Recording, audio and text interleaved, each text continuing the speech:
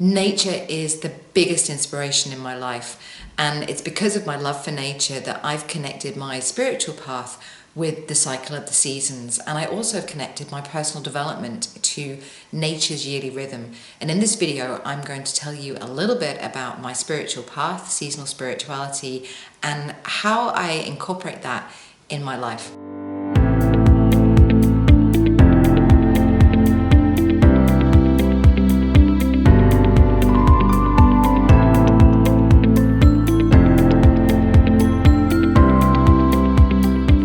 Hi guys, happy Wednesday. Thank you for dropping in on the channel and taking time to watch this video. My name's Emma Jane. I'm a life coach on the couch, coming to you from Reroute Your Life. Now, a lot of you have been asking me, what is seasonal spirituality? You've been on my website or on my Facebook page and seen that as well as my personal development work and my life coaching, I also am known as a spiritual guide and I teach spiritual workshops. And this is based around my personal spiritual path, which I call seasonal spirituality. I'm not sure if that's the official term. It's one that somebody said to me once and I thought, oh yeah, that fits. So I've adopted it as my own. And I wanted to make this video just to tell you a little bit about what is seasonal spirituality and how I connect it with my life. So first thing with seasonal spirituality is it's a spiritual path based on connection to nature. I mean, I love nature. I've always loved nature, but it wasn't until I moved away from my home in North Wales to an urban village that was like a commuter town just outside of London, and it was covered in concrete and you could hardly see any trees, you could hardly see any flowers. But when I moved there, I started to crave this connection to nature. I started to crave walking on grass, seeing the trees around me, feeling the wind, hearing the birds. And it really woke me up to the fact of how much I need nature, of how much I need to feel that connection to nature. And this is something I feel like a lot of people need today, especially if you're living in an environment that's very urban and very industrial. We don't have this connection to the cycle of nature that our ancestors used to have when we were based on farming cultures, when we lived off the land and we lived connected to the land. So I feel like this disconnection that we have in modern society from the cycle of the seasons is actually one of the reasons why we all feel a little bit out of balance all the time. I think we're trying to push to an unnatural rhythm, a man-made linear rhythm. And when you look at nature, nature has this cycle. It has this journey of death, birth, rebirth, death. I can't say it properly, but I think you get what I mean. And we're out of flow with that. So my seasonal spirituality path, my own path, works with connecting with the Celtic and Nordic wheel of the year. And these are 8 festivals that were celebrated by our ancestors. They're also celebrated by pagans today as well. But the way that I connect with them is to use them as points to check in with my personal development. So each time we have a festival, so we go out for a walk, or I go out for a walk, and I look at what's going on in nature. I look at the changes that have happened since the last time, and I look at the mirror of that to my own life and look at where I've changed and how I've changed and how there's a connection between the two. And also I work with these different festivals in a way that like I said, connected my personal development with them. So for example, in the modern linear timeline, everybody sets their New Year's resolutions in January because, you know, it's a new year, it's a new start. Whereas for me, I actually do that work in February because if that's when you look in nature, it's where everything's just starting to come up and starting to poke its head out. And for me, that's inspiration. If you look at the Celts and the Nordic history, they celebrated it as a time of inspiration. So I like to connect with that inspiration energy, and that's the time where I start to make my resolutions, my goals for the year. And then when we come to March, we come to the spring equinox. It's the time where seeds are getting planted and, you know, the farmers are really getting out. We're connected with getting the crops into the ground.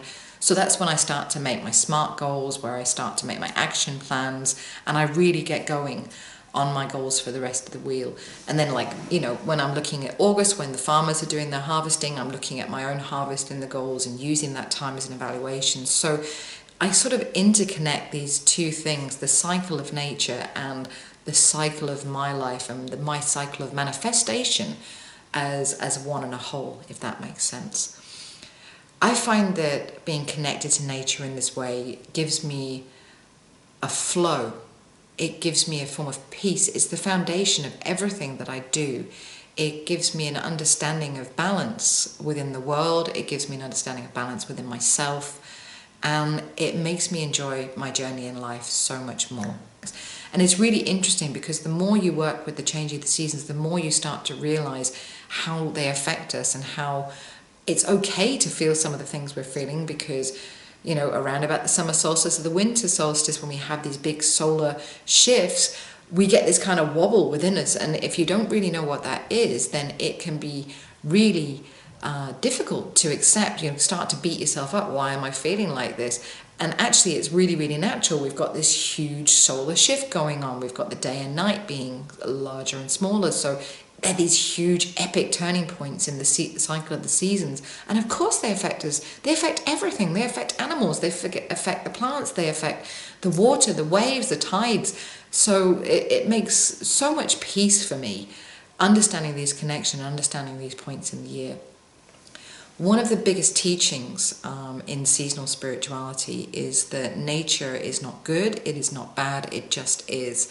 And we are part of nature, so the same goes for us. We're not wrong, we're not right, we just are. And that really helps me to be more confident within myself, to value myself and accept myself as I am, because I am perfectly imperfect, just like nature. The other thing that I really love about it is it teaches this cycle of change and evolution as a friend.